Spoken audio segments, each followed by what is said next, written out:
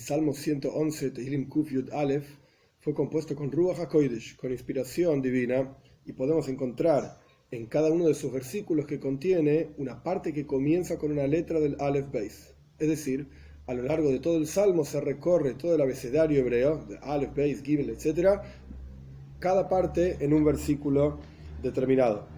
Ahora bien, este salmo está relacionado con el salmo siguiente, el 112. El 111 habla de la alabanza de Dios y el 112 la alabanza de un tzadik, de lo que es un buen comportamiento y qué le espera a esa persona.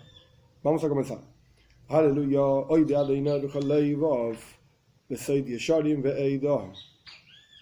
Alabado sea Dios. Voy a agradecer a Dios con todo mi corazón en el consejo de los rectos y la congregación en medio de ellos y aconsejado por ellos. Voy a decir la siguiente alabanza. Veis, 2. Grandes son las acciones de Dios y se encuentran a todos aquellos que los desean, es decir, a todos aquellos que buscan, a pesar de que Dios es infinito y sus acciones es difícil de entenderlas, etc., todo aquel que busca y analiza y examina, etc., va a encontrarlos. Gimel 3. Alabanza, majestad son sus acciones y su justicia se sostiene por siempre. Dalet 4. Un recuerdo hizo para sus maravillas. Gracioso y compasivo es Dios. ¿Qué significa que hizo un recuerdo de sus maravillas? Los comentaristas explican que Dios fijó para el pueblo judío Shabbos, Yom Tov, diferentes festividades y mitzvot, sobre los cuales está escrito Zeicher Lietzias Mitzrayim, que son recuerdo para el pueblo judío de la salida de Egipto. Y esta es la idea de que Dios hizo un recuerdo, que cada uno de nosotros, a través de la observancia de los preceptos, recordemos la salida de Egipto del pueblo judío. Por eso Dios fue Rahum Hanun. Dios fue, por la salida del pueblo judío de Egipto, misericordioso en general, y además es misericordioso a futuro, porque Dios desea que tengamos méritos perdón, a través de la observancia de los preceptos. 5. Teref Nathan Lireyav Izkar Le'elam Brisoy. Teref significa alimento o dinero, le dio a sus temerosos. Esto se refiere a la salida del pueblo judío de Egipto, que se llevaron el dinero de Egipto, o que Dios alimentó al pueblo judío en su travesía por el desierto. Y él, Dios, Izkar, recuerda por siempre Brisoy, su pacto.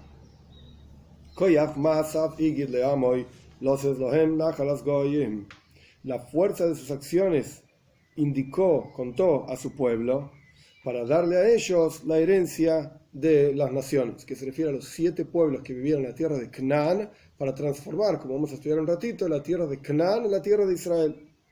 Zain 7.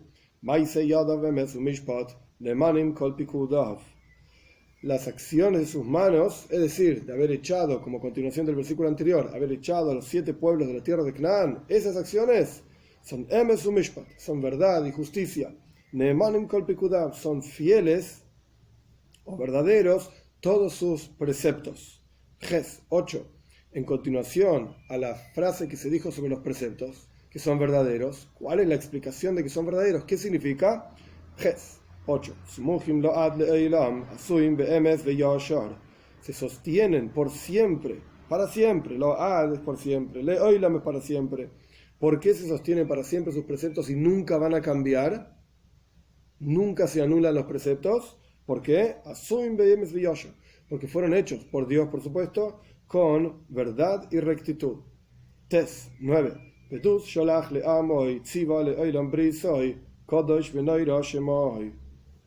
Salvación envió a su pueblo y mandó a recordar. La palabra recordar no está, los comentaristas dicen, mandó a recordar Le'olam Brisoy, por siempre su pacto. Kodosh v'noiro shemo, santo y temible es su nombre. Es decir, Dios santificó al pueblo judío a través de entregarle la Toira, las mitzvos, etc., para que temamos de él. Yud 10. Reishis chochma iras Adonai seichel tov lechol eisayim tehilasai aimedes load. El comienzo de la sabiduría es el temor a Dios, Seichel literalmente significa intelecto. Seichel Tov es buen intelecto, pero se refiere a tzlaja, a éxito, que la persona va a tener éxito cuando estudie Jochma, como vamos a estudiar en un minutito. Entonces, el comienzo de la sabiduría es el temor a Dios, y va a tener éxito toda aquella persona que se embarque en el estudio. Para todos aquellos que los hacen los preceptos de Dios. Tehiloso y su alabanza se sostendrá por siempre. Este es el salmo. ¿Cómo vemos el Aleph Beis? El abecedario. En el primer versículo dice Oide, voy a agradecer la Aleph.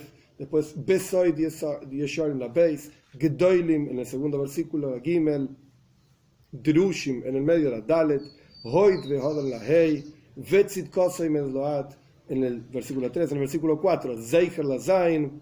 Hanun Berachum la Ges. Versículo 5, Teref Nosan Lireyov. Izkor Leon Brisoy, Tes y Yud. Después viene el versículo Vav 6, Koyach la Jaf. Loses Loheim la Lamed. En el versículo 7, Maise Yadav la Mem. Y Neemanim Kol Pikudav la Nun. En el versículo Ges 8, Smuchim la Samach. Asuim la Ain.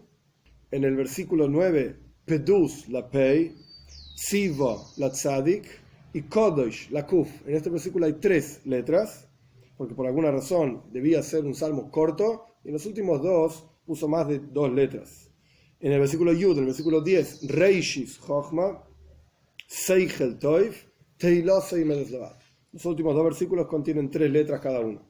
Ahora bien, ¿qué significa en el versículo 10, Reishis Chochma Iras Hashem? El comienzo de la sabiduría es el temor de Dios, y así va a tener Seichel Toif, así va a tener éxito. El Radak, uno de los comentaristas clásicos de los Salmos, explica que antes de que una persona se embarque en el análisis profundo y comprensión del estudio de filosofía, del estudio de la presencia de Dios en el mundo, etc., lo primero que tiene que tener es Iras Hashem. Reishis Chochma, el comienzo de toda sabiduría, es Iras Hashem, es el temor a Dios. Primero uno debe trabajar en el temor a Dios, observar los preceptos, estudiar la Torah, etc. Recién después puede dedicarse una Reishis Chochma, a estudiar sabiduría, es decir, filosofía, análisis. ¿Por qué? Porque si la persona empieza al revés, empieza por Chochma, por sabiduría, filosofía, puede desviarse fácilmente y perder el norte, perder el enfoque en el servicio a Dios. Por eso, Reishis Chochmas, Iras Hashem. El comienzo de la sabiduría es el temor a Dios, y esto genera Seichel Toiv Lechol Isayan.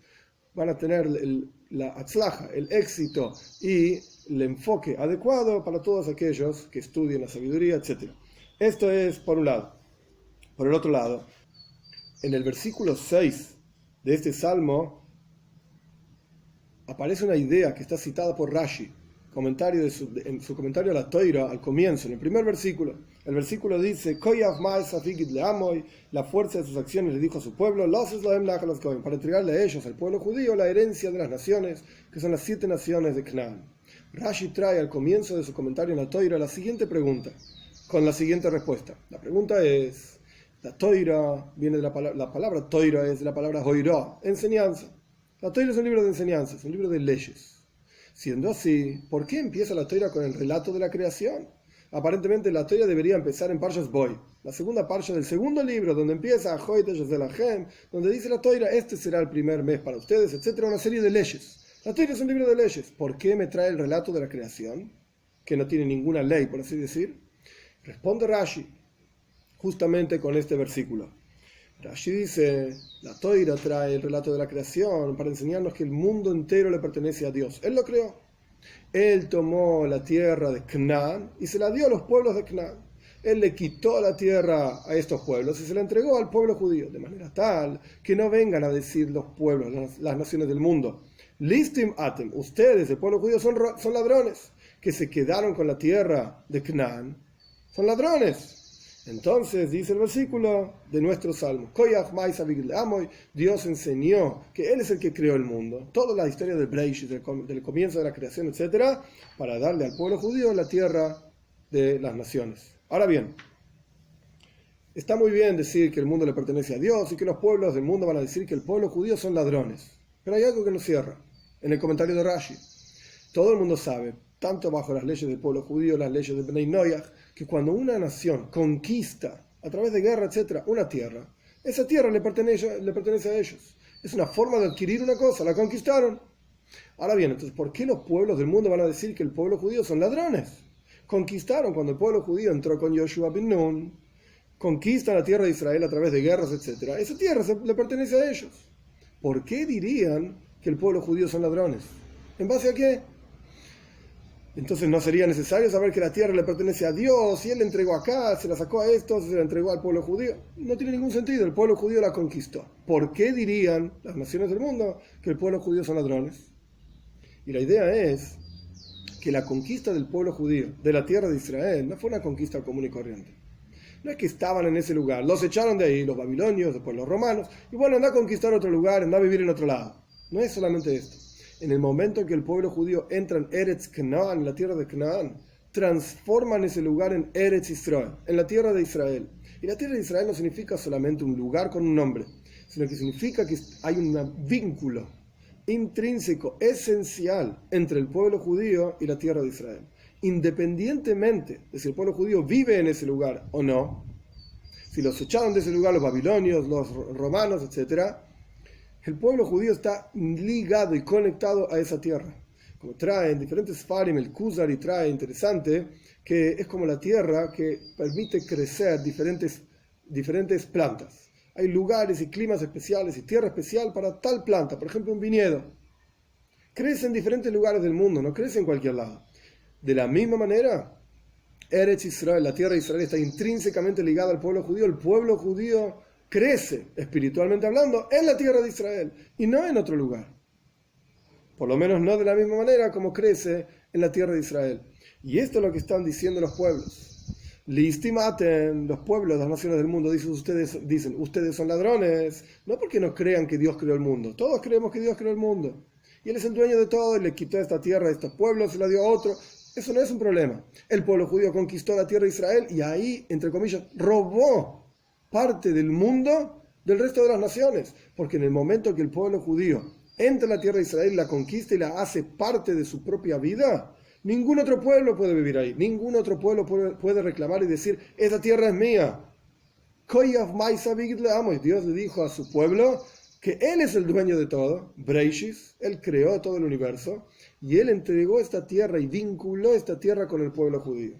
Entonces no fue una conquista común y corriente, fue una conquista que transformó un lugar y unió intrínsecamente un lugar, una tierra, con un pueblo. Por eso la gente podría decir, ustedes robaron algo. Hay algo del mundo en el cual ya nosotros no podemos ser parte. Y esto es la razón por la cual este versículo está citado justamente en ese comentario de Rashi. Dios decidió que esa tierra le pertenece a este pueblo y que esa tierra va a ser, por así decir, en Jerusalén, en Haramoiria, en el monte Moiria, en el Beis Hamikdash, en el templo, en el Kodesh HaKodoshim, en el Santo Sanctorum, el lugar en donde se va a expresar la presencia de Dios y de ahí se va a esparcir hacia todo el mundo para hacer luz para todo el universo entero. Pero ese lugar en particular está intrínsecamente ligado con el pueblo judío.